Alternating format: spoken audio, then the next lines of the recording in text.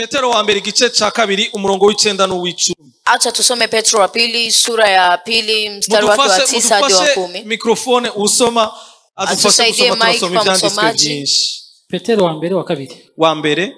Petro wa kwanza. Kabiri. 2.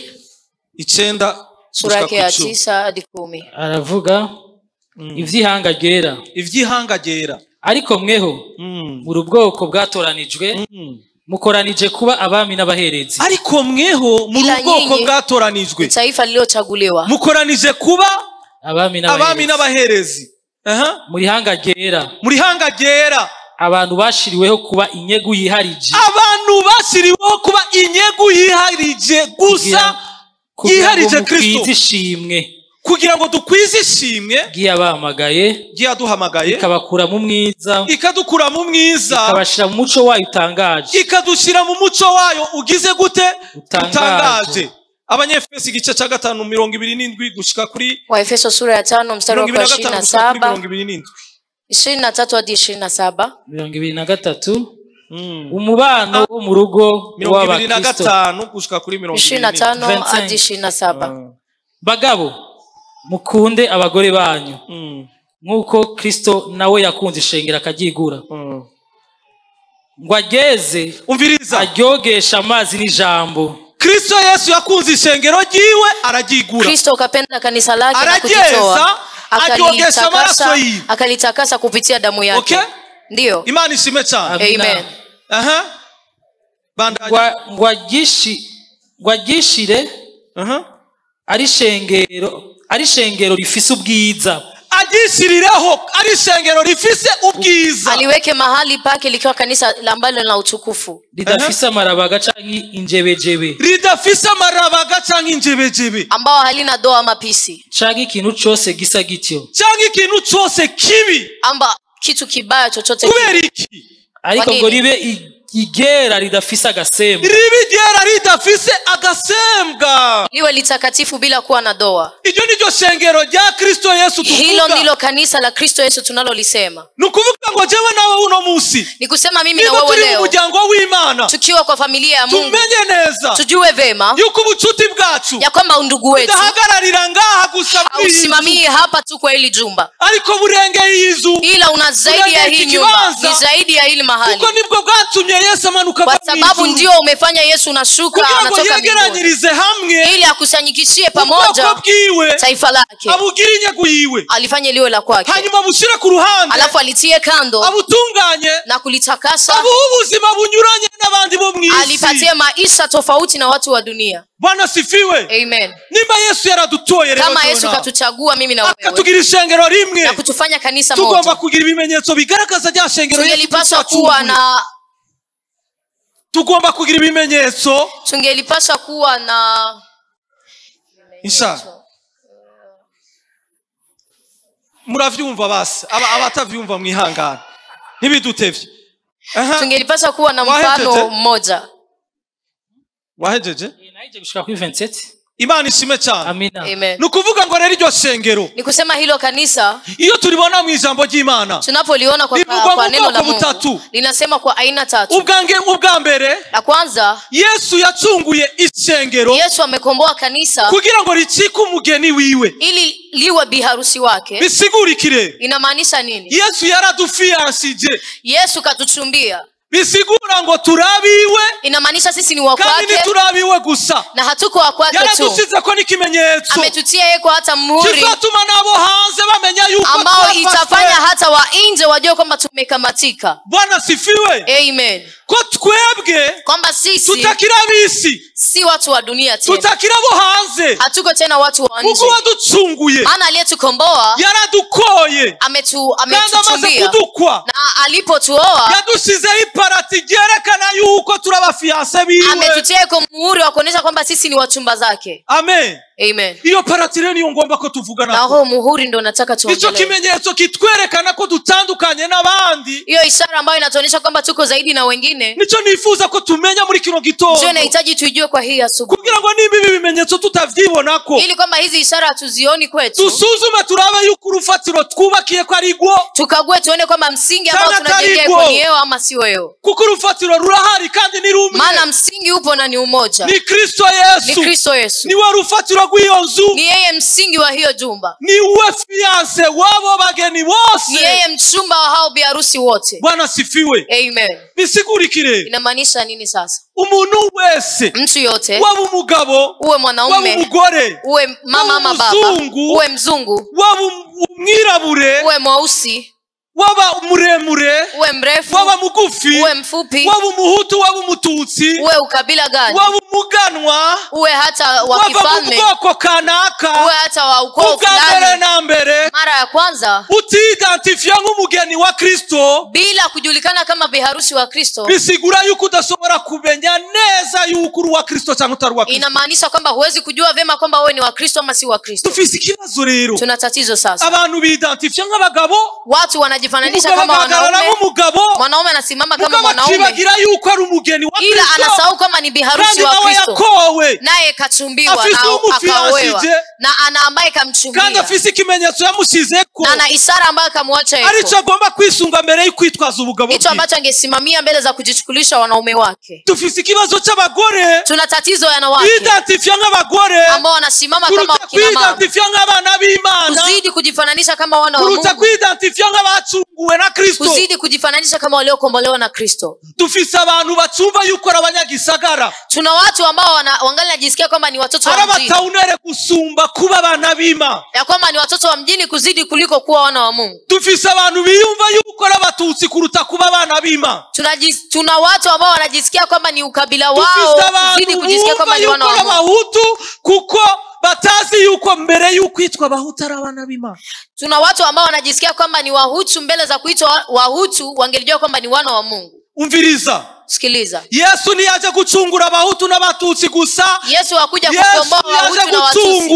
Yesu hakuja kukomboa kanisa lake na ambao kafanya biharusi.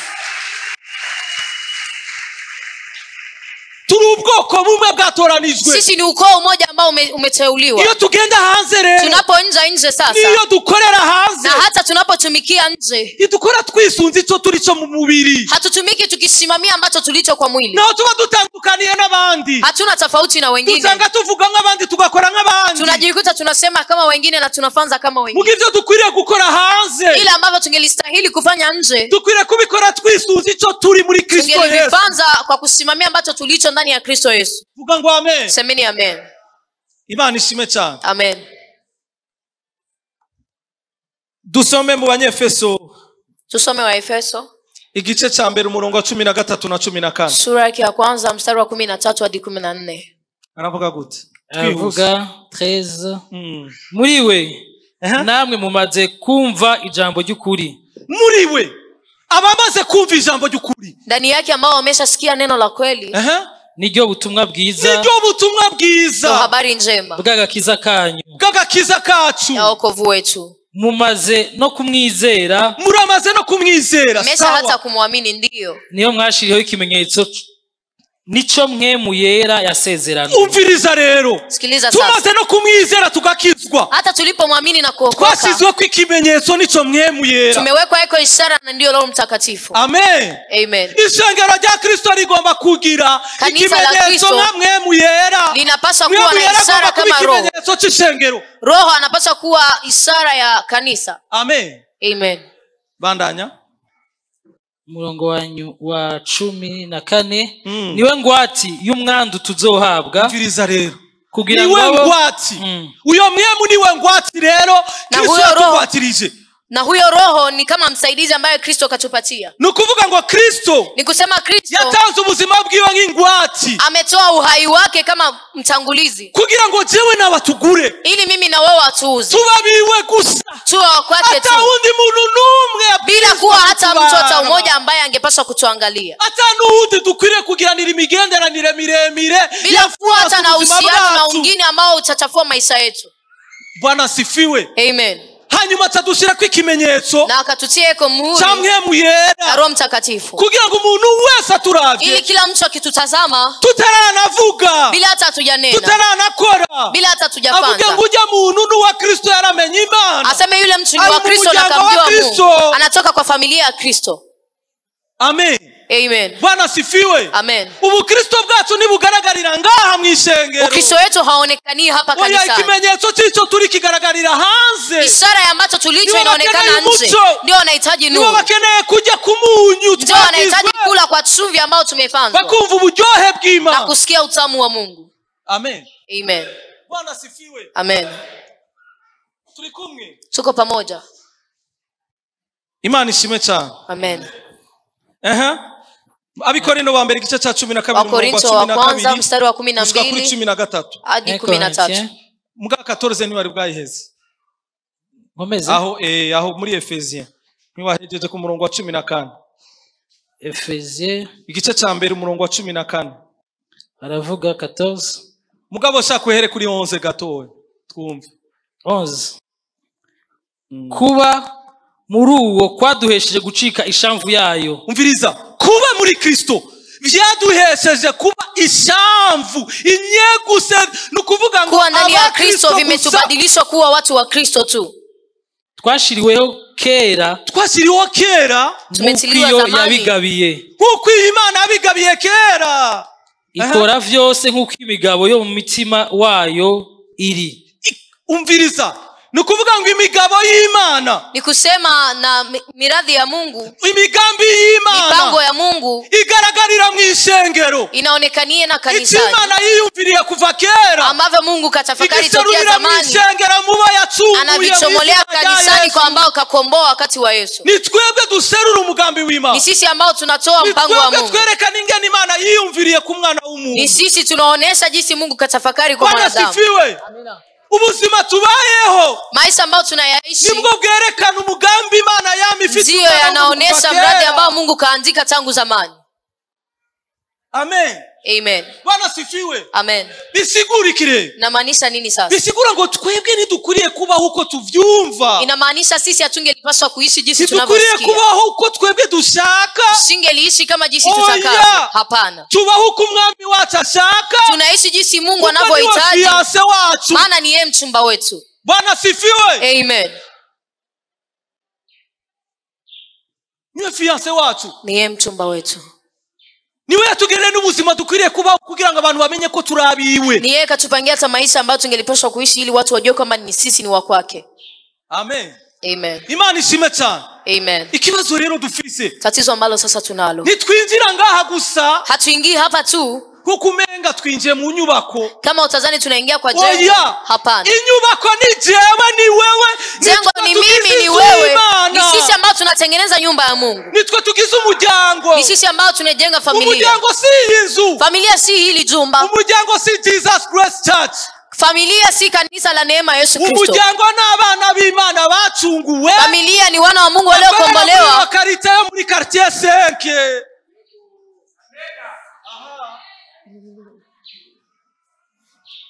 Amen. Amen. Imana ishimwe cyane. Amen. Turabandanya, tunaendelea nyene simbira ku murongo wa 21 mstari wa 21 21 aho nyene mu banyefeso imushize hejuru cyane, imushira hejuru cyane y'ubukuru bwose n'ububasha bwose, imushira hejuru y'ubukuru bwose n'ububasha bwose, n'ubushobozi bwose, n'ubushobozi bwose, n'ubwami bwose, n'ubwami bwose, n'izina ryose rivugwa. Si muri iki gihe gusa. Oya, izina rya Yesu ntirifise ububasha muri iki gihe gusa. Jina la Yesu halina mamlaka kwa huu wakati. Ni hejuru y'ububasha bwose, liko zaidi ya mamlaka yote, ni hejuru y'ubutegetsi bwose, liko zaidi ya utawala wote, liko zaidi ya kitu chote ambacho tunatafakari kwamba kinaweza kuwa ni kikuu. Amen. Ariko no mukizoza, no mugihe kizoza, hata wakati ujao, kandi yamushikirije vyose ibishira munsi y'ibirenge vyiwe, yamushikirije vyose ibishira munsi y'ibirenge vyiwe, amemfikishia vyote ishengero ngo abe umutwe waryo. Rero yamuhaye ishengero ngo aribere umutwe, amempatia kanisa ili liwe kichwa waryo wo gusumba vyose, wo kuza gusumba ibintu vyose. niryo mubiri wiwe unengesereye umviriza unengesera vyose hose wuzuye muri vyose kubera plenitude tuyibonera muri Kristo Yesu. Bwana sifiwe. Amen. Ishengero ryagomba kuba ryuzuye. Kanisa lingelipasha kuwa limejaa. Linajieneza. Lirimo abantu bose bari capable yo gukora. Likiwa ndani watu wote ambao wako tayari kufanya mapenzi ya Mungu. Yesu yifuza gukoresha umuntu bivanye n'ingabire yamuhaye mu kintu kanaka. Yesu akitamani kumtumia mtu tokeana na vipawa alivyompatia tofauti na akampata mahali hapo. Kugira ngo mubere umuambasaderi muri bijya muntu akoramo. Ili awe msimamizi kwa hivyo vitu ambavyo atafanya. Twebwe rero tuva muri uyu muryango. Sisi sasa tunatoka kwa hii familia. Kama wenye familia. Tukorera hanze. Na tunatumikia nje. Hanze tuhakora nk'abakorera umuryango wacu mukuru. Ila nje tunatumika kama wanaotumikia familia yetu. Na kintu nakimwe dukora tukigeneye twebwe. Hakuna kitu tunafanza tukijipangia sisi. Ibyo dukora byose dukure kubikora nk'uko umwami Yesu Kristo ashaka. Tunavyofanya vyote tuvifanze kutokiana na matakwa ya Bwana Yesu. Nivyo biranga bari mu ishengero rya Kristo. Ndivyo vinaonesha ambao kwa kanisani mwa Kristo. Nivyo biranga bacunguwe. Ndivyo vinaonesha waliokombolewa. Nivyo biranga bamenya Kristo. Ndivyo vinaonesha waliomjua Kristo. Amen. Amen. Irika kumenya Kristo sukuza ngaha gusa. Kujua Kristo si kuja hapa tu. So kuitwa murokore. Si kuitwa mlokole. Kumenya Kristo n'ubuzima. Kumjua Kristo ni maisha. Nibibereho. Na ni mwenendo. Imvugo yawe. Ni msemo wako. Inambuko yawe. Ni mwenendo wako. Kubayeho en general. Ni jinsi unavyoishi kwa ujumla. Ndivyo vyerekana kwa amenye Kristo. Ndivyo vinaonesha kwamba unamjua Kristo. Ndivyo vyerekana kugiza uri mu muryango. Ndivyo vinaonesha kwamba wewe ni miongoni mwa familia. Amen. Imani ishimwe cyane. Amen. Gitangaza kabisa. Ni muujiza. Abanyefeso igice cya 2 umurongo wa Efeso sura ya 2 wa 19 na 20. Mstari wake wa 19 hadi 20. 19 ayavuga nuko nimukira abashitsi n'akavantara. Umviriza. Ntimukinjire nk'abashitsi n'abakavantara. Msingie tena hapa kama wapitaji na wageni. Ni etranje mu Mana. Sisi si wageni ndani ya Mungu. Abacunguwe na Kristo nituwe ubuzima bw'aba etranje binjira waliokombolewa na Kristo tusiwe maisha ya wapitaji ambao wanaingia wanatoka. Turi mu muryango nimba twarize. Tuko ndani ya familia kama tumeamini Kristo Yesu tumo ndani ya familia. Na familia yote inakuwa na ambavyo vinaionyesha. Ariko musangiye ubwoko n'abera. Firiza. Dusangiye ubwoko bumwe. Tunatangia taifa moja. Murabo mu ngoro y'Imana. Turabo mu ngoro y'Imana. Sisi ni wa hekalu la Mungu. Kuko mwubatswe ku mabuye y'itanguriro. Twubatswe ku mabuye y'itanguriro. Tunajengwa kwa mawe ya mwanzo. Ariyo ntumwa n'abavugishwa n'Imana. Kristo Yesu ariwe buye rigumya. Kristo Yesu niwe buye rigumya imfuruka. Kristo Yesu ndo jiwe ambalo linatia imara kwa ngome. Reka rero tuvugane ikintu kimwe. Acha tuongee kitu kimoja. Muri we ingoro yose yubatswe neza irakura ngwibe urusengero rwera mu mwami wacu. Nukuri ingoro yose yubatswe na Kristo irakura. Kila hekalu ambalo najengwa na Kristo linakomaa. Watu ambao wanakuja hapa wanakomaa. Watu ambao wanaishi kwa kanisa la Kristo wanakuwa na hekima na wanakuwa watu wazima. Bakamenya ivyo babwirizwa gukora n'ivyo batabwirizwa gukora. Wanajua ambavyo wangelipaswa kufanza na ambavyo hawapaswi kufanza. Na wanajua jinsi ya kujiongoza hapo nje. Na muntu nume yubakiye kuri Kristo atakura. Hakuna mtu ambaye anasimamia kwa Kristo hakui. Na muntu nume yubakiye kuri Kristo. Hakuna mtu ambaye ametengea kwa Kristo. Maisha yake hayabadiliki. Na shengero ribaho ririmo abanyeshengero. Hakuna kanisa ambalo liko ndani watu wa kanisa ambao hawabadiliki. Naribaho. Halikuwepo. Ishengero ryubakiye kuri Kristo abantu barahinduka. Kanisa linalojengea kwa Kristo watu wanabadilika na maisha yao yanabadilika. Na inafananishwa na Kristo. Hiyo ndiyo shengero. Hilo ndilo kanisa. Amen. Amen. Imani ishimwe cyane. Amen.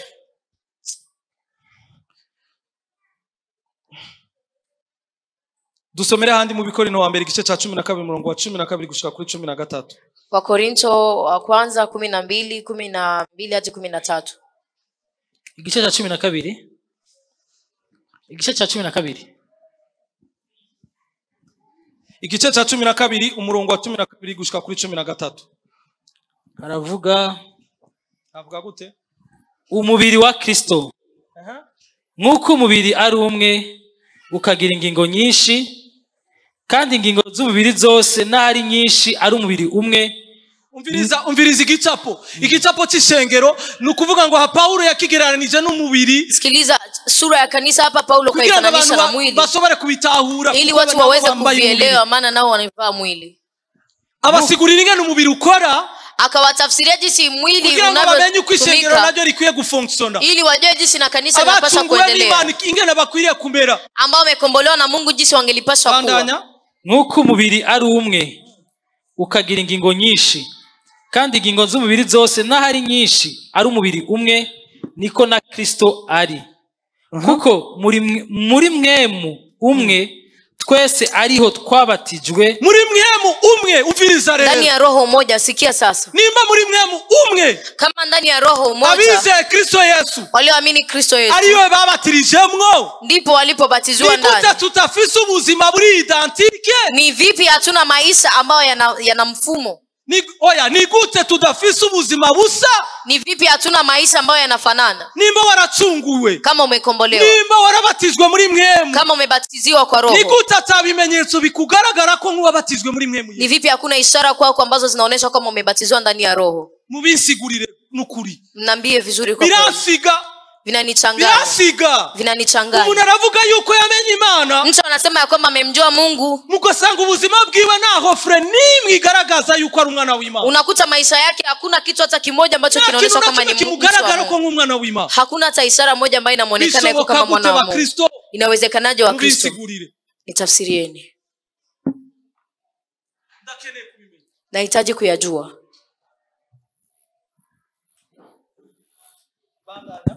Kuko muri mwemu umwe twese ariho twabatirijwe ngo tube umubiri umwe. Umviriza, twabatirijwe muri mwemu kugira ngo tube umubiri umwe. Tumebatizwa ndani ya roho ili tuwe mwili mmoja. Naho b'Abayuda, naho umviriza rero, haragiyemo ubwoko bwo mu mubiri, panaenda ndani sasa na ukoo wa Mungu. Naho b'Abayuda, hata wao Wayuda Abagiriki, umve naho wobuva mu bwoko buri noble bumeze gute, hata utoke kwa taifa ambayo iko gani, ugeze muri Kristo Yesu ungana n'abandi, ukifika ndani ya Kristo Yesu uko sawa na wengine, unafanana na wengine, unapaswa kufanana na wengine, unapaswa kuvua heshima yako na kuvua ukoo wako, unapaswa kuvua mapua yako ili uchie pembeni wanawake wako, ku ruhande ubugabo bwawe, ungelitia hata kando wanaume wako. Uviriza, ugiye gushira ku ruhande ubukobwa bwawe, unapaswa kutia pembeni ubinti wako. Ukaza unakuja uvuga ati jewe ndakeneye kuba umwana w'Imana, unasema mimi nahitaji kuwa mwana wa Mungu. Ibindi nta kamaro bifise, vingine havina faida. Havina faida na kamaro, ibindi nta kamaro, vingine havina faida. Nabwoko buzoja mw'ijuru n'amazuru azoja mw'ijuru. Ndiko navuga hakuna ukoo ambao utaenda mbinguni. Nikisema hivi, ndiko ndavuga gutya. Nikisema hivi, Yesu ashimwe cyane. Amen. Nibaza yuko, nadhani kwamba dukwiye kukimenya iki kintu, tungelipaswa kujua hichi kitu. Murazi si tubayemo, najua dunia ambayo tunaishi ndani. Amen, amen, amen. Turi mwisi, tuko duniani, ariko ntiturabisi, ila hatuko watu wa dunia. Nukuvuga ngo turi mu Burundi, ni kusema tuko Burundi, ariko ubwambere na mbere ntitura Barundi, ila mara ya kwanza hatuko Warundi. Ikiza hejuru, kinachokuja juu, turabana b'Imana batijwe kwitwa Barundi, ni wana wa Mungu ambao wameazimwa kuitwa Warundi. Turabana b'Imana batijwe kwitwa Bakongomani, sisi ni wana wa Mungu ambao wameazimwa kuwa Wakongomani. Batijwe kwitwa barebare n'abagufi, tuko wana wa Mungu ambao wameazimwa kuitwa warefu na wafupi. Amen, amen. Imani ishimwe cyane. Amen. Ni waguma wumva kuri umurundi gusa, ukibaki unasikia kwamba wewe ni Mrundi tu, uzosigara mu Burundi, twebwe twagiye mw'ijuru. Utabaki Burundi, sisi tumeenda mbinguni. Uzosigara iwanyu muri Kongo, twebwe twigiriye mw'ijuru. Utabaki kwenu Kongo, nasi tumeenda. Kuko nayo twebwe iwacu ni mw'ijuru, maana sisi kwetu ni mbinguni, ndipo ambapo tunatarajia Mwokozi wetu. Amen, amen, amen. Yo twari tuza matongo tubikiwe nituba twirirwa turanigana, tungelijua masamba ambao tunawekea, tungekuwa tunapigana juu ya mashamba. Dufa masambu amashamba, atungelikufa mashamba, ivyo tuzopfa tugasiga, ambavyo tutakufa na tunaviacha. Bakristo bukuri bagiye, Bakristo wa kweli wameenda wapi? Abafisi imanza muri sentare bagiye kuburanira, ambao wana kesi kwenye mahakamani, Uhoraho niwe mucamanza mukuru. Bwana ndo mkatakesi mkuu. Muvuga amen. Mseme amen. Msiseme. Ndabivuga neruye. Na yasema vizuri. Amen, amen. Amen. Bwana sifiwe. Amen. Izo makesi izo mbura si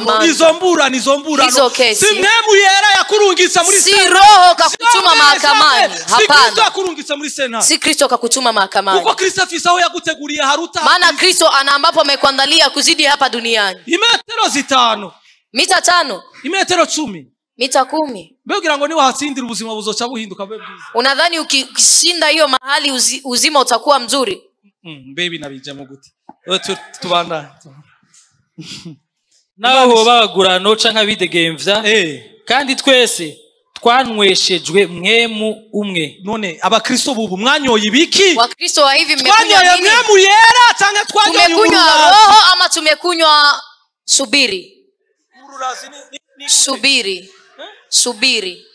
Imana ishimwe cyane. Amen. Abanyoye mwemu yera bagira ibigaragara umviriza. Ambao wamekunywa roho wanakuwa na vinavyoonekana. Nkuko wanyoye akayoga na wagira uko atera akagira. Kama hata ambaye amekunywa kakombe anakuwa na jinsi alivyo. Umviriza. Sikiliza. Nuwanyoye kuri mwemu yera agira ibimuranga. Hata ambaye amekunywa kwa roho anakuwa na ishara ambazo zinamuonyesha kwamba amekunywa roho.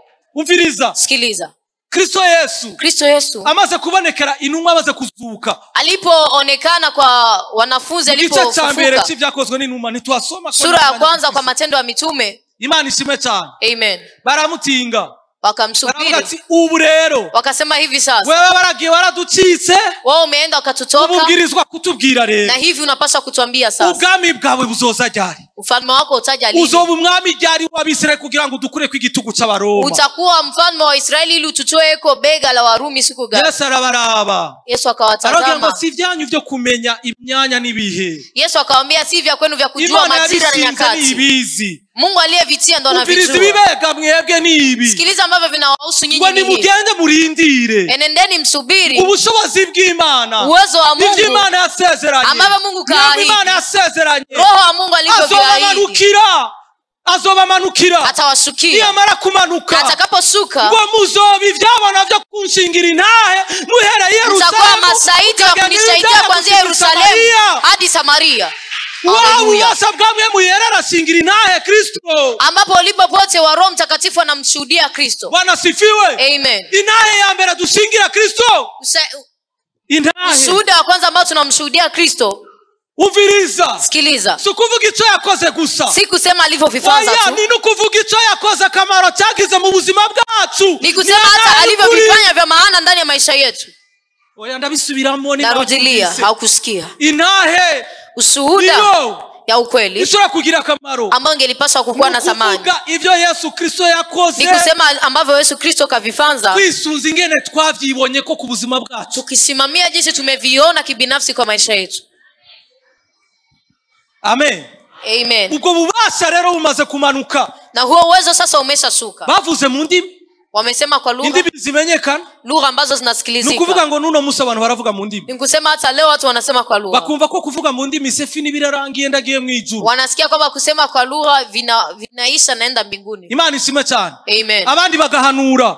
Na wengine wanatabiri. Zijya ngabire zose uko ari 9 mu Bikorino ba mbere igice cha 12. Karama zote gisi ni 6 wa Korinto wa kwanza sura 12 tutasoma, tutosoma. Imana ishimwe cyane. Amen. Amen, amen. Amen. Kuko nikindi gihe maana hata wengine wakati tuzokwiga itandukaniro riri hagati y'ivyamwa n'ingabire. Tutajifunza utofauti katikati ya matunda pamoja na karama.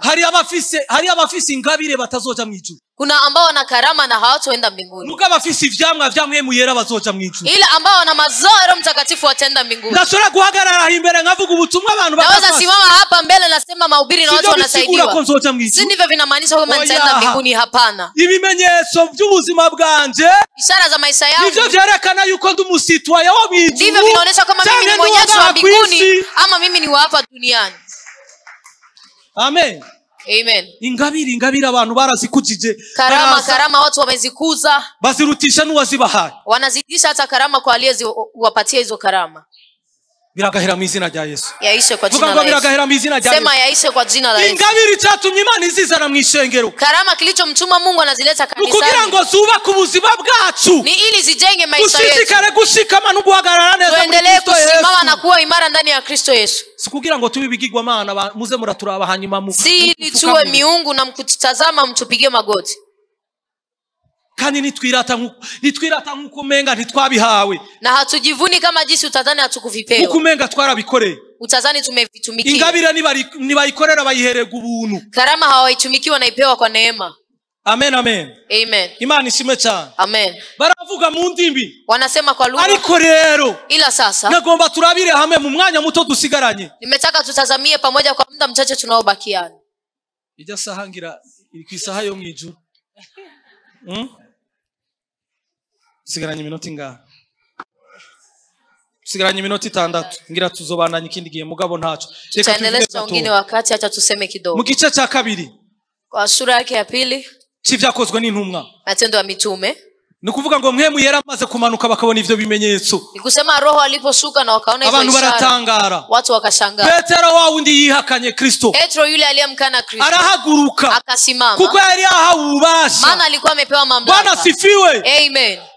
Arabagira ati wa mugabo mwabamba mwebwe. Akamwambia yule mwanaume yule msulubisha nyinyi ndiye amefanya haya. Ahagarara siza amanga. Hapa anahakikisha. Bwabwoba yuko yopfa. Ule uoga kwamba anaweza kafa. Umeisha. Nukuri nagoma nagira ngo umuntu afise mwemu w'Imana nakwiye kugira. Nimetaka niwaambie mtu ambaye ana roho wa Mungu angelipaswa kuwa na uoga wa maisha. Ibikunda. Haviwezekani. Au mwemu yera ganje nta bwoba bushobora kuhaba. Hapo roho anatawala hapawezi kuwa na uoga. Na bwoba bwejo bukwiriye kuhaba. Hakuna uoga wa kesho ungelipaswa kuwa. Kesho nitakula nini nitavaa nini? Ngo ndapfuye. Nakufa. Naho twaseka tugafa. Hata tukifa. Tukaba tuzi ko tugize iherezo ryiza. Ila tukajua kwamba tuna na mwisho mwema. Hako duca mu nzira zitarizo kugira ngo tubone. Haya kupita njia ambazo sizo ili tupate. Ivyo twibaza ko ari byo dukeneye cyane. Ambavyo tunadhani kwamba ndivyo tunavihitaji sana. Amen.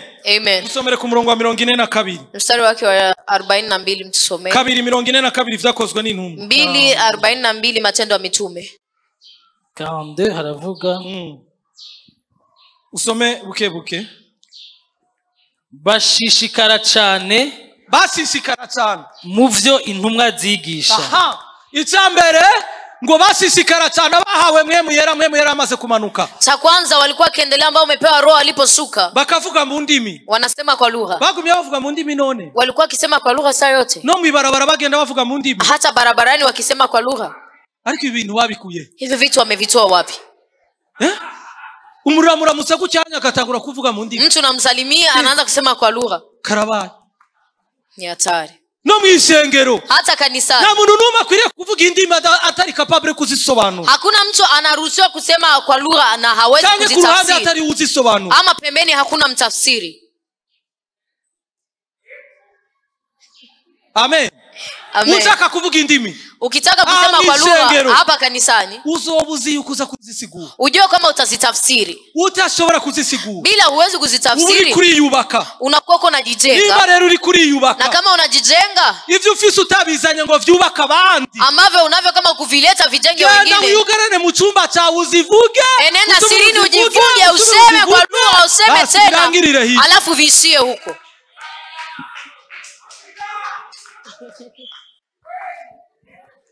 Nangora hamna tatizo. Muchumbi wawe. Chumbani kwako. N'ibihome bize bishake bisambu. Hata kuta zikitaka zibomoke. Mugabo bw'ishengero. Ila kanisani. Oya ntuducanganye dini. Hapana usichanganye. Oya ivyo uvuga bivuge uzi yuko uza kubisigura. Unavyosema viseme ujue kama utatafsiri. Cyane ariyo ku ruhande rwa ubisigura. Ama kuna mtu kando ambaye atatafsiri.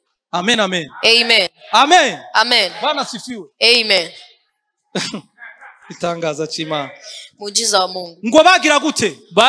Bashishikara cyane mu vy'intumwa zigisha. Barashishikara cyane mu vy'intumwa zigisha. Walikuwa wakiendelesha kwa mafundisho ya Kimwe mu bimenyetso vyerekana abantu bafite mwemu yera. Moja kwa ishara ambayo inaonyesha watu ambao wana roho wa Mungu. Nuko bashishikara mu nyigisho. Ni kwamba wanaendelesha kwa mafundisho. Wanaendelea kujifunza neno la Mungu. Na wanaendelesha kujifunza neno la Mungu. titurashika hatujafika nitwibwira yuko twashitse hatujiambii kama tumefika tunaendelea gushika tugeze ku mpera y'umuhamagaro hadi tunafika mwisho wa wito mw'ijuru ambapo tunaenda mbinguni tukiraha kwisi tuzokoma tukingali hapa duniani tutakuwa tunahitaji kila siku kusoma ariko mwigira he bakristo mnajifunzia wapi wa Kristo imyanya Imana yaduhaye ngo twige ijambo ry'Imana mwa murihe mida ambayo Mungu katupatia tujifunze neno la Mungu mnakuwa wapi mwa murihe mnakuwa wapi hanyuma ngo ubuzima bw'ishengero rya Kristo tuzobubona alafu eti maisha ya kanisa la Kristo tutayaona bikunda ko tububona tutumva kumibiri haviwezekani tuyaone bila kusikia tutigira hamwe ijambo ry'Imana bila kujifunza pamoja neno la Mungu Bwana sifiwe amen nagoma nabagira ngo ivyitwazo nivizokwigira bibura nimetaka niwaambie visingizio vito kufika kandi kintu kibabaje kandi giteye ubwo kinachoumiza na kinachotisha zaidi nuko twibaza iyo twumvise ijambo ry'Imana nkuko ni kama tunadhani ambapo tunasikia neno la Mungu kama hivi umenga byose uragiye kubishira mu ngiro ubunyene unasikia kwamba unaenda kutia vitu kwa usawa sasa hivi nibikunda haviwezekani nibikunda kubikora mu munsi umwe haviwezekani kuvifanya kwa siku moja exercise ya misi yose ni imyitozo ya misi yose bakristo zoezi la kila siku wa Kristo kweli ki tudafise umuco mwiza kwa nini hatuna tabia njema na kupenda neno la Mungu hanyuma ngo bagusaba urukundo bo bariko barakugora alafu wakuombe upendo wanakuwa kwa nakutatiza uzorumenyera he utaruhishuriwe mu ijambo ry'Imana utajua wapi upendo bila kufunuliwa kwa neno la Mungu gute vipi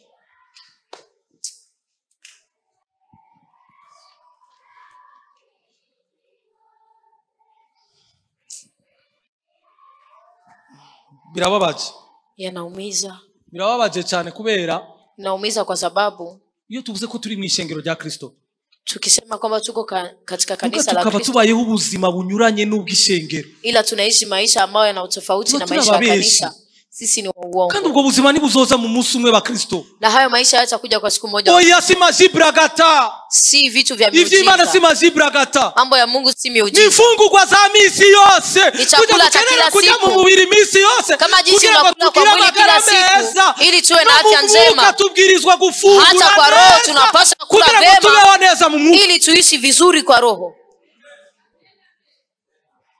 Imana ishimwe cyane amen abakristo bubu ni danger Wakristo hivi ni hatari baba y'abantu baje ibintu byose wamekuwa watu ambao wanakula kila chakula imiyaga yose igira batwara hewa zote zinazokuja zinawafichua kwa nini hamuna musingi wa neno la Mungu nimufisuru ufatiro gujambo ry'Imana Bwana sifiwe amen nivyo tuvuganye ngabiherera hata ambavyo tunasemea hapa vinaishia hapa Bwana sifiwe amen ahaduharuye twosanga ata abantu barenga 200 batazi gusoma no kwandika no kuvuga ngo abandi bose murazi gusoma no kwandika tukihesabu tutakuta hakuna hata watu ambao wanazidi 20 ambao hawajui kusoma na kuandika ila wengine wote tunavijua mwibaza ko bijya buzibwanya ariko buzobajana mu ijuru nadhani kwamba kazi zenu ndizo zitawapeleka mbinguni mwibaza yuko bijya mukora mu isi yose mwirigwamwo nadhani vile ambavyo mnashinda ndani arivyo bizovya rukundo nk'uko Imana ishaka ko dukundana ndivyo vitazaa upendo kama jinsi Mungu anahitaji tupendane hapana urukundo na hadi turubonera mu ijambo upendo hakuna pengine tunauona kwa neno la Mungu ijambo ry'Imana niryo ritwereka ningene gukunda bigenda neno la Mungu ndilo linatuonesha jinsi upendo unakuwa hata ishara zinazoonesha upendo amen Abaheburayo igice cha 2 Waibrania sura ya 2 aho uhagumana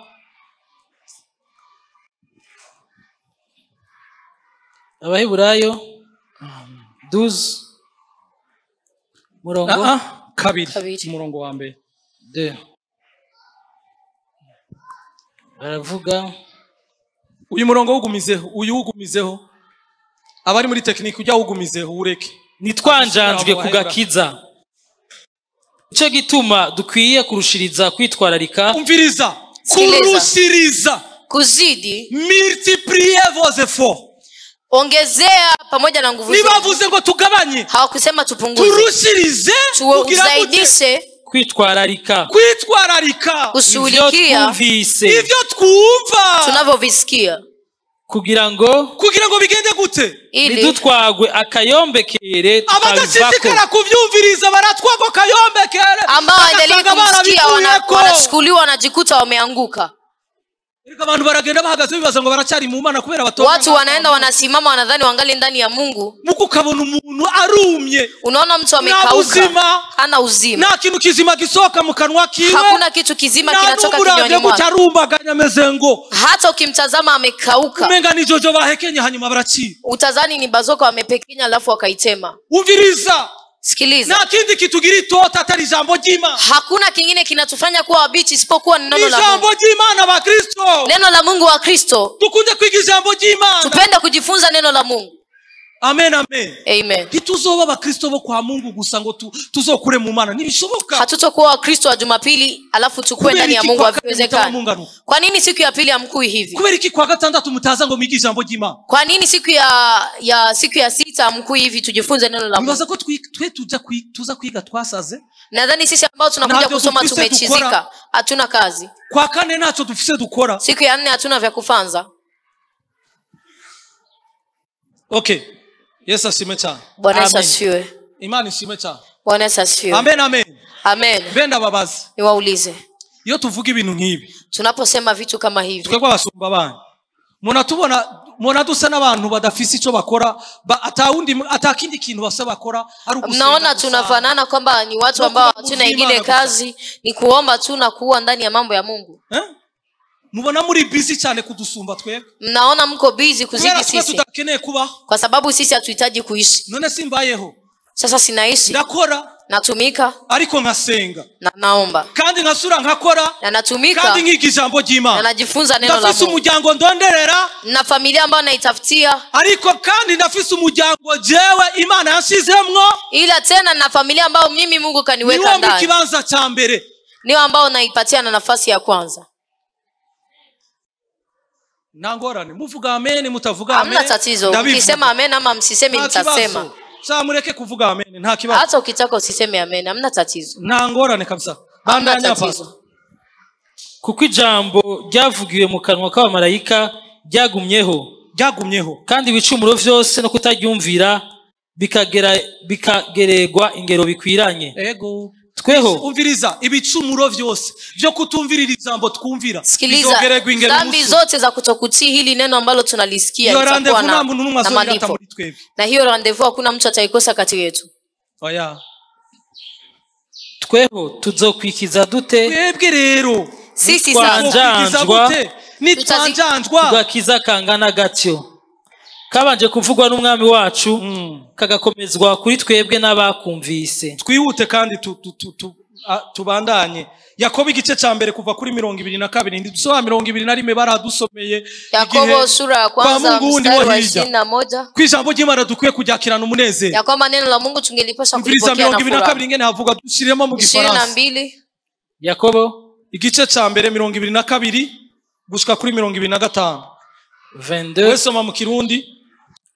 Kuko wumva iryo jambo ntarikore ameze nk'umuntu yirabire mu cirore mu maso hiwe yavukanye. Mwumvise umuntu yumva ijambo anasikia neno ntarikore na kutokulitii gutya ngo seulement ne vous contentez pas de l'écouter. Nimuryohererwe nukuza ngaha ngo mumve gusa. Msifurahikiwe na kuja hapa na kusikia. Bizobacira urubanza bakristo. Hivi mnavyovisikia vitawahukumu wa Kristo. Ni kweli. Ibi tutihatiye kubishyira mu ngiro bila kuvitia na nafasi kuvitia urubanza imbere y'Imana vitatuhukumu mbele za Mungu. Mwavyumvise? Mmesikia? Change muraba twebwe tuko turavuga ama mnatazama sisi ambao tunasema. Umviriza jambo niryo rizima. Sikiliza hili neno ndio lizima. Rekana nanje rekana na mwene sari kuhanga. Achana na mimi, achana na ndugu ambao uko kando mwako. Umviriza iryo jambo rero ngo tugire ngo turi traduise mu bikorwa. Hilo neno tulitie kwa dushobora kumenya ubasha bw'ijambo ry'Imana mu gihe tutariko turarishira mu ngiro. Hatuwezi kujua uwezo ama mamlaka wa neno la Mungu bila kulitii. Ijambo ry'Imana urishize mu ngiro ni umenye ubasha bwaryo. Neno la Mungu unapolitii ndio unajua mamlaka yake. Kwa mu mitwe yacu gusa naco rishura kutumarira. Likibaki kichwani mwetu tu halina manufaa. Kwa tuza kuvyumva bigaherera ngaha naco bizotumarira. Tukija kuyasikia na vinaishia hapa vitakuwa na faida. Imana ko bugaragara mu buzima bwawe. Unahitaji maisha ya Mungu ionekane ndani ya maisha yako. Kuwa na tabia njema kama hii. Bandanya pastor. Nimube abaryumva gusa mwibesha. Kuko wumva iryo jambo ntarikore ameze nk'umuntu yarabiye mucirore mu maso hiwe yavukanye amaze kwiraba akagenda uwo mwanya agaca yiyibagira ukwasa. Nindira gato umviriza iki nico kibazo rero tugira. Sikiliza, hili ndio tatizo ambalo tunakuwa na Wakristo wa leo. Barasoma ijambo ry'Imana, anasoma neno la Mungu, likabereka uko bakwiriye gusa, inamuonesha jinsi angelipaswa kuwa. Uko nico cirore c'abakristo, ndio kioo cha Mkristo, kitwereka ya identite dufise, ambayo inatuonesha utambulisho tunao, dufise ambao ni na bwabuzima Imana tugene muri Kristo Yesu, na maisha ambao Kristo katutayarishia. Tunajitazama hanyuma, alafu kubera bijya twaravye, kwa ajili ya vile tulivyoviangalia, tutabiraba nyinyota yukugira ngo tubishire mu ngiro, hatukuvitazama na kiu ili tukavyibagira tugeze hanze, tunavisahau tukifika nje, tugasanga ubuzima turiko turabaho hanze busa n'ubwo abandi bose, tunakuta maisha ambayo tuko tunaishi nje yanafanana na wengine wote. Kubera iki? Kwa nini? Kubera iki ngaha mu nzu y'Imana mbo aho bita basi, sivyo? Uwo byatitaje ihanga. Kwa nini ambapo wanaita na aliyekwazika inzu y'Imana si inyubako? Nyumba ya Mungu si hili jengo. Nizofi n'abayinyubako. Haitokufa hata inakuwa hili jengo. Kwa rumunsi dushara no kuvyuka tugasanga habahuka. Maana kuna hata siku tunaweza amka tunakuta hapa amepafunga. Ndabeshe none. Nadanganya. Yeah. Sawa. Okay. Nukuvuga ngo nikusema umaze kuraba, unapotazama nijambo ndani ya neno, ukaba ningenusa, unaona jinsi ulivyo. Kama wagera hanze na ukifika nje ukibagirwa uko wabonye ukusa, unasahau jinsi ulivyoona, jinsi unavyofanana, ukatushaka kubaho nkuko abandi bose babayeho, alafu unahitaji kuishi kama jinsi wengine wote wanavyoishi, ukazosubira kwibuka kuri umwana w'Imana, unarudi tena kukumbuka kwamba wewe ni mwana wa Mungu ngaha, kwa sababu umekuja hapa. Niko Wakristo benshi babayeho, ndivyo Wakristo wengi wanavyoishi. Erega Yesu nazoza turi mu ishengero gutya.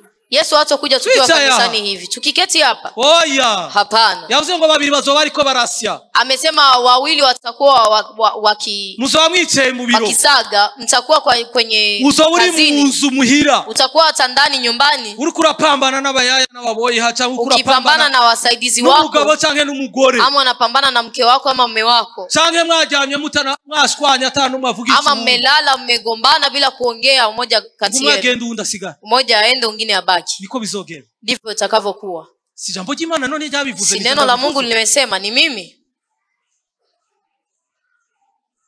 Amen. Amen. Hama bandanya Kirundi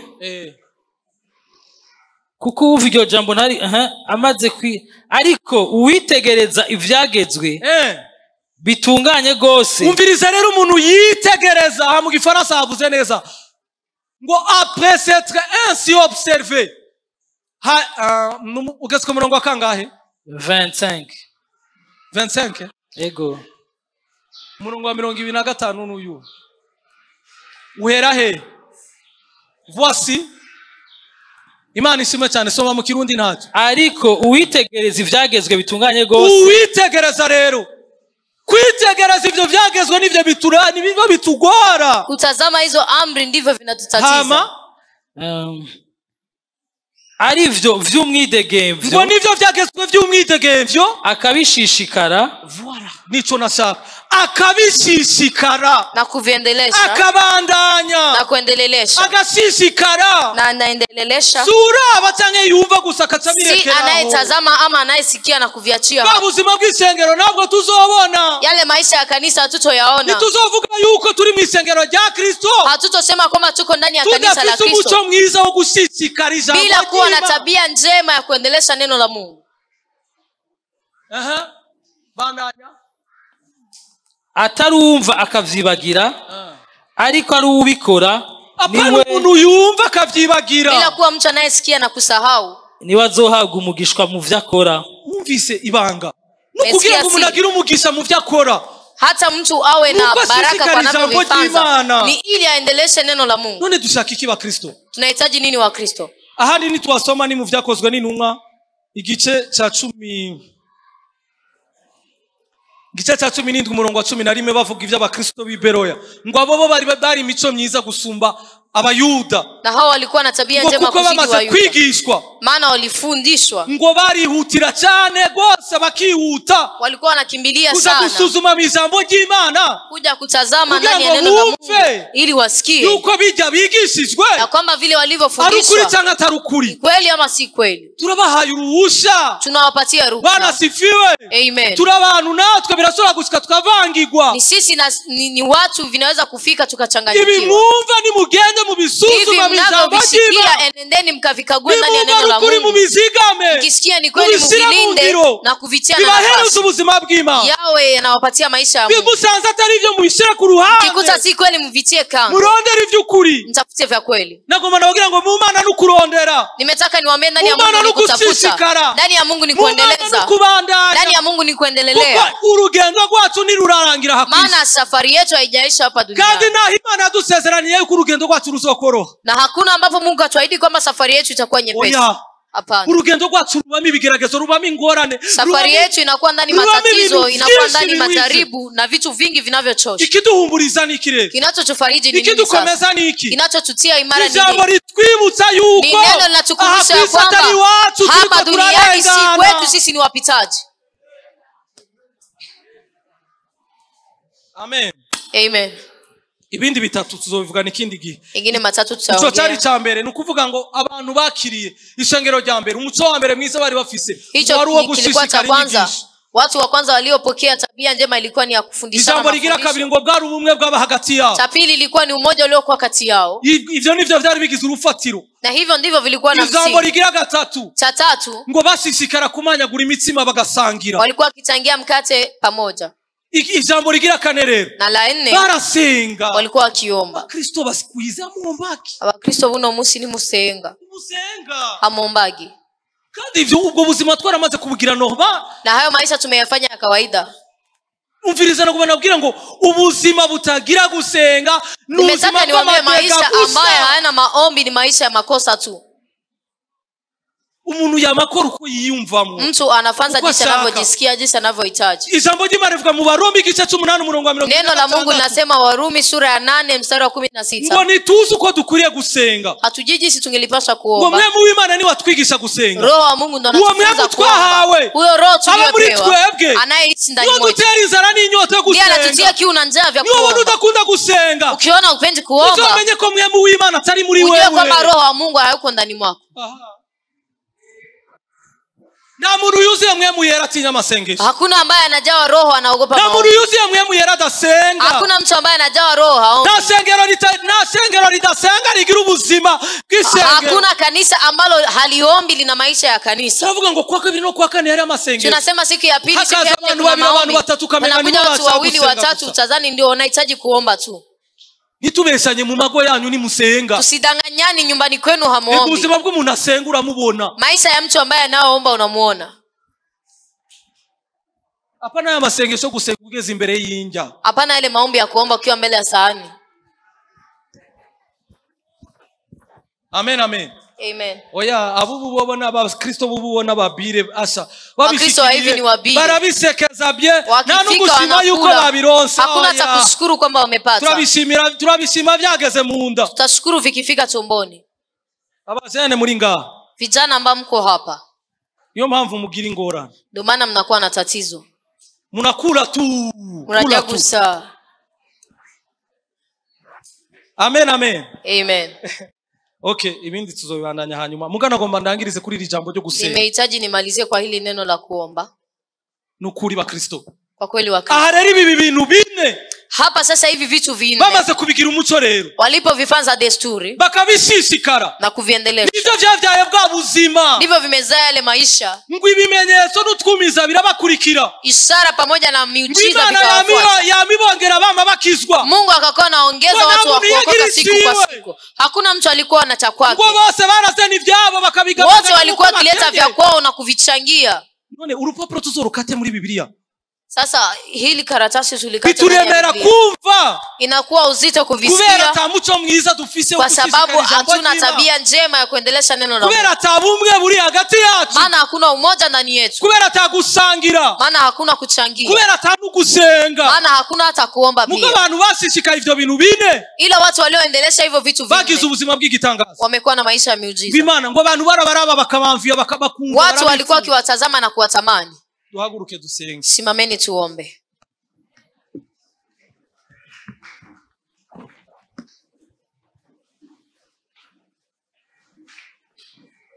Gukunda Imana biserukira mu buzima tubaye. Kupenda Mungu vinaonekana kwa maisha ambayo tunaishi leo. Gukunda Imana biserukira ukuntu twantrete na relation yacu nayo. Kupenda Mungu inatokana na jinsi tunaendelesha mahusiano yetu sisi. Gukunda Imana, kupenda Mungu bishingiye vinasimamia ubuzima tubayeho kwa maisha ambayo tunaishi. Reka dusabe pastor wacu adufashe. Acha tuombe pastor Imana ku ijambo. Ajashukuru Mungu kwa neno tulilosikia na Kristo aendelee kututendea wema.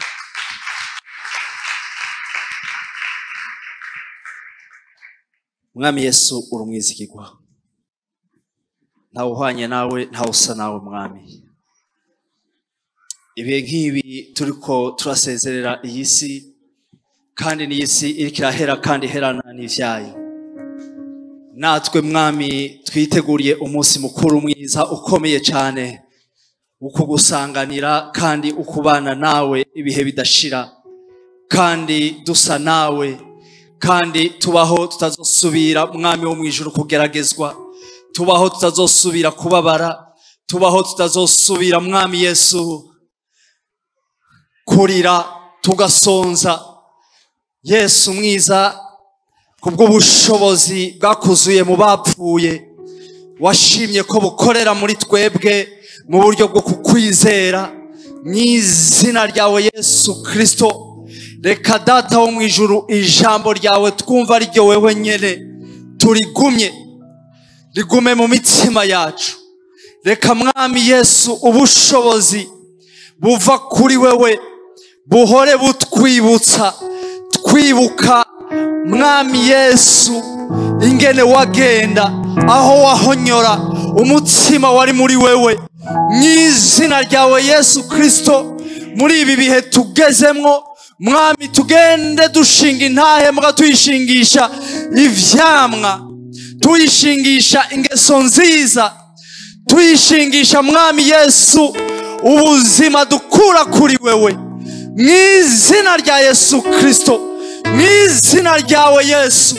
Reka mwami abitirwa izina ryawe, abitirirwa ubwana bwawe, abohaye ishusho yawe, tugasa nawe, dushushanijwe nawe mwami Yesu kubw'ishusho iva mw'ijuru. Tukwizeye ukaduhereza kuba abana bawe, reka dutambuke nkawe Yesu. Reka tugende twibesha mwami Yesu gw'ivyo twumva vyose ngo bizogenda uko nyene mwami. Reka tumenye ko hari umunsi Yesu mwiza we watanze ubuzima bwawe ku bwacu. Uwo munsi twese tuzobazwa kuvyo twumvise, twese tuzoja kuri ico gipimo Yesu cuguterwa tukava ngaha mw'ijuru, abandi tugasigara. Kandi mwami Yesu naryo nibanga urihishurire abawe, urihishurire abariko rumva aya majambo, yuko tudakwiye gufata minenegwe mwami Yesu. Ivyo turiko turumva nivyo bizoduha ubushobozi, nivyo biduhereza mwami Yesu gukura muri twebwe, mwemu yacu igakura, umubiri wacu w'impwemu ugakura, maze wa mubiri uzohinduka, n'uyu mubiri utwambaye upfa ukazokwambura ukudapfa. Reka uduhishurire yuko ivyo turiko turumva arivyo vyuzuye mu bushobozi buzotuma mwami Yesu duhinduka, uyu mubiri upfa ukambara ukudapfa, maze tukagenda kubana nawe ahazoba mwami Yesu hatagira ibibazo vyindi n'ukugeragezwa mwami. Aho turahakeneye kandi turahandiranye igishika mwami Yesu. maze abazosigara nabo mwami ubahishurire ko aribo bazohura na bwa burake bw'Imana. Abazoba basigaye ngaha mwami bazohura na Antikristo, kandi Antikristo akaba aribwo burake bw'Imana. Imana izobihaye isi, uburake butigeze buboneka muri iyi si. Mwami Yesu, navyo bibwira abana bawe mu gihe nk'iki, babimenye ko bizoba mwami, maze ivyo twumva tubigumbire, tuvyakire n'umunezero, maze tubigenderemwo mwami Yesu. Kandi uri hafi uwo munsi Yesu, ntutevye, ahubwo kubw'imbabazi zawe n'urukundo rwawe urindiriye ko benshi bihana bagashika mu kumenya ukuri. Natwe twumvira ijambo, tugafata ingamba mu mitima yacu, tugafata decision mu mitima yacu, tugafata determination mu mitima yacu, tukavuga ngo guhera uno munsi niyemeje kugenda uko ijambo ry'Imana rivuga, niyemeje kugenda mwami gushira mu ngirira ijambo ry'Imana numva buri munsi, sindarisuzugure, sindarifata ibisanzwe mwami Yesu, kugira wa munsi nituzovuge ngo Yesu waraduhemukiye, ahubwo natwe uno munsi tureke guhemukirira ijambo twumva, turigumye turigumbire n'umunezero mwami Yesu, rizodukwitegemvya muri uyu mwanya bwaha buto, kuko duheje kumva ijambo ry'Imana budufata bukatwizingirako. Tuzobubwira ngo naho duhuriye namwe tuzogena huko Yesu warageragejwe, natwe turageragezwa, ariko ntidukora icaha kuko nawe utakoze icaha. Ivyo vyigisha ishengero ry'uno munsi ko tubwiza kugenda twemye mwami, intege nke abana bawe bagira zibahereze kunesha, mu ntege nke hahingurirwemo inkomezi ziduhereza kugenda nk'abawe muri iki gihe mwami Yesu, mw'izina ryawe Yesu, mw'izina ryawe Yesu. Ivyo vyose vyavuye ikuzimu bituma abana bawe bahagarara mu ntege nke bakaneshwa bagasubira inyuma, tuzicaniye ku muriro mw'izina rya Yesu. Ubushobozi bwawe busambuye ikishitse imbere yacu cyose, kutubuza kugenda tunesha, kutubuza kugendera mu ntsinzi twahawe mw'izina rya Yesu. Shimwa Yesu, shimwa Yesu, shimwa Yesu. Reka abana bawe bose bumva ijambo ryawe, wa munsi tuzogusanga ntihagire n'umwe azomuhombe, ntihagire n'umwe azosigara mwami Yesu. Bose mwami Yesu, ivy'agakiza twaravyumvise, ibizodutwara twaravyumvise, ibizodutuma duteruragwa nawe tugateruranwa mwami Yesu Kristo. Nabizeye bose tukagusanganira mwami, tukabana nawe, maze ibikorwa vyiza dukorera muri iyi si bikaronka impembo iwacu mw'ijuru. Reka ntihagire n'umwe azosigara mwami, ntihagire n'umwe azosigara mwami Yesu, ntihagire n'umwe azosigara mwami.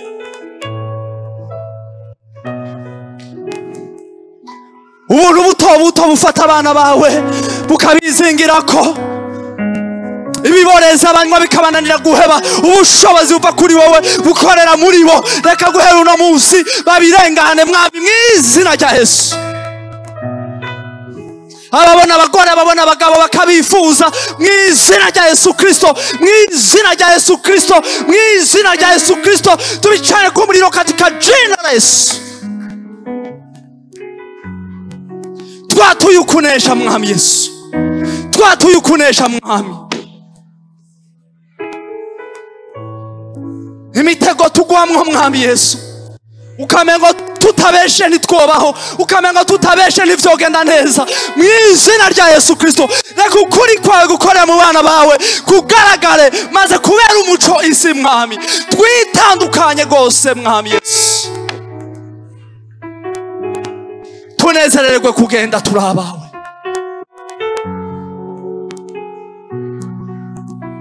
mwami Yesu, tunezererwe kugenda tunesha, tunezererwe intsinzi yawe iri muri twebwe.